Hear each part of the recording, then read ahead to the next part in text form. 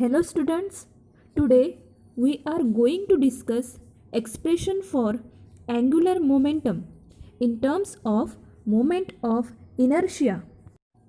Suppose करा की ही एक इरेग्युलर शेप असलेली रिजिड बॉडी आहे आणि बॉडीच्या ओ या पॉईंटमधून या पॉईंटमधून पास होणाऱ्या या ॲक्सिस भोवती ही बॉडी कॉन्स्टंट अँग्युलर वेलॉसिटी ओमेगाने रोटेट होत आहे. सपोज करा की ही बॉडी एकूण n पार्टिकल्सपासून बनलेली आहे. त्यापैकी पहिला जो पार्टिकल आहे त्या पार्टिकलचं मास आहे m1 आणि तो पार्टिकल ॲक्सिसपासून r1 या डिस्टन्सवर आहे. तर सेकंड पार्टिकल आहे त्या पार्टिकलचं जे मास आहे ते आहे m2 आणि तो पार्टिकल या ॲक्सिसपासून r2 या डिस्टन्सवर आहे. तर nth नंबरचा जो पार्टिकल आहे त्या पार्टिकलचं मास आहे mn आणि तो पार्टिकल या ॲक्सिसपासून rn या डिस्टन्सवर आहे. The linear momentum of the first particle is p1. Linear momentum of the second particle is p2 and the linear momentum of the nth particle is pn. या body करता angular momentum calculate करण्याकरिता या बॉडीमधील प्रत्येक पार्टिकलचं angular momentum calculate करून त्याचा सम करावा लागेल. त्यावेळी आपल्याला मिळेल angular momentum of this body. त्यामुळे आपल्याला लिहिता येईल L is equal to L1 plus L2 plus up to Ln. Magnitude of angular momentum L is given by p r into sine theta. ज्यावेळी थिटा 90 असेल, ज्यावेळी लिनियर मोमेंटम पोझिशन वेक्टरला perpendicular असेल त्यावेळी साइन 90 इज इक्वल टू होईल 1. यावरून आपल्याला लिहिता येईल L is equal to p into r. But linear momentum p is equal to mass into velocity. So we can write L is equal to mvr.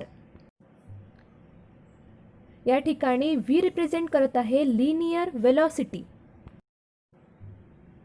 The linear velocity v is given by v is equal to r into omega. So L is equal to m into in bracket r into omega into r, that is equal to m into r square into omega. या इक्वेशनवरून आपल्याला लिहिता येईल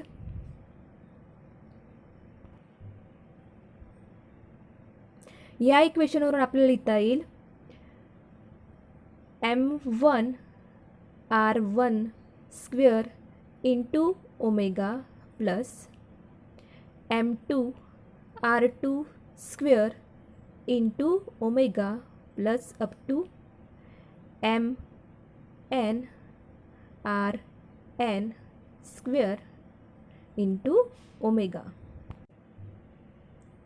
या इक्वेशनमध्ये omega आपल्याला constant काढता येईल. त्यामुळे आपल्याला लिहिता येईल in bracket m1 r1 square plus m2 r2 square plus up to mn rn square bracket complete into omega. ही जी ब्रॅकेटमधील टर्म आहे या टर्मला आपल्याला समेशनच्या फॉर्ममध्ये लिहिता येईल. So summation from I is equal to 1 to n mi ri square into omega. तुम्हाला माहिती असेल की sum of product of the mass of each particle and square of its perpendicular distance from the axis of rotation is called as moment of inertia and it is represented by capital I. म्हणजेच याच ब्रॅकेटमधील टर्मच्या जागेवर आपल्याला लिहिता येईल I. So we get L is equal to I into omega. This is the equation for angular momentum of the body in terms of moment of inertia.